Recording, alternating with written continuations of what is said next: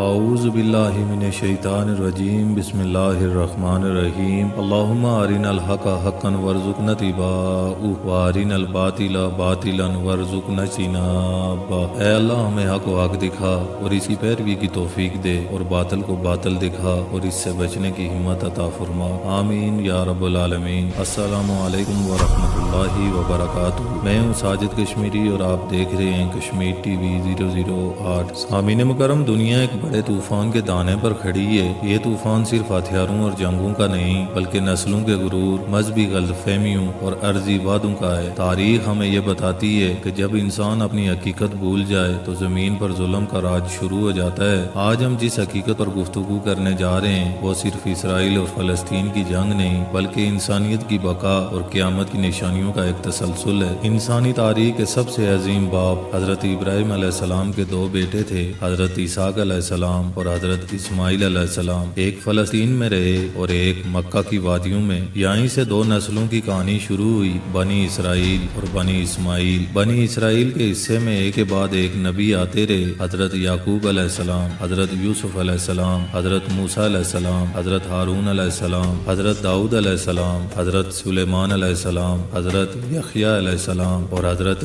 عیسیٰ علیہ السلام تک۔ لیکن جب اللہ کی طرف سے آخری نبی بھیجے گئے تو وہ حضرت اسماعیل علیہ السلام کی نسل سے تھے، یعنی محمد مصطفیٰ صلی اللہ علیہ وآلہ وسلم۔ سامعین، یہ وہ لمحہ تھا جس نے یہودی ذہن کو ہلا دیا۔ ان کے اندر یہ غرور تھا کہ آخری نبی بھی ان کی نسل سے ہوں گے، لیکن اللہ نے اپنی حکمت سے یہ ذمہ داری قریش مکہ کو عطا فرمائی۔ یہی وہ نقطہ ہے جہاں سے نسلی تعصب نے ایک نیا رخ لیا۔ سامعین مکرم، یہودی صدیوں سے اپنی نافرمانیوں کی سزا بھگت رہے تھے۔ کبھی بابل نے ان پر چڑھائی کی، کبھی رومیوں نے ان کی زمین روندی، لیکن سب سے زیادہ ملال انہیں مسلمانوں سے ہوا، کیونکہ حضرت عمر فاروق رضی اللہ تعالیٰ عنہ کے دور میں جب بیت المقدس فتح ہوا تو یہ ان کے لیے صرف زمین کا نقصان نہیں تھا بلکہ ان کے غرور کی شکست تھی۔ یہودیوں کو یقین تھا کہ یہ سرزمین صرف ان کی ہے، لیکن مسلمانوں نے دنیا کو پیغام دیا کہ یہ وہی سرزمین ہے جس پر انبیاء کرام علیہ السلام کے پیغام کی روشنی پھیلی تھی، اور اب وہی روشنی اسلام کے ذریعے دنیا کو منور کرے گی۔ یہودی آج بھی ایک خواب دیکھتے ہیں، ارض موعود کا خواب۔ ان کے عقیدے کے مطابق وہ دجلہ سے فرات کے پورے علاقے پر حکومت کریں گے۔ یہ صرف اسرائیل کے قیام نہیں بلکہ گریٹر اسرائیل کی بنیاد ہے۔ اس ارض موعود میں فلسطین اور شام کا آدھا حصہ، عراق کا آدھا حصہ، اردن اور مصر کا کچھ علاقہ اور سعودی عرب کا کچھ علاقہ شامل ہے۔ سوال یہ ہے کہ کیا اسرائیل صرف ایک چھوٹی سی ریاست بننے کے لیے وجود میں آیا تھا؟ ہرگز نہیں، ان کے منصوبے کہیں بڑے ہیں۔ سامعین کرام، امریکہ کا مشرق وسطیٰ میں موجود رہنا اور عربوں کا اس کے ساتھ الواروں کا رقص کرنا کسی خوش فہمی کے سوا کچھ نہیں۔ یہ ساری منصوبہ بندی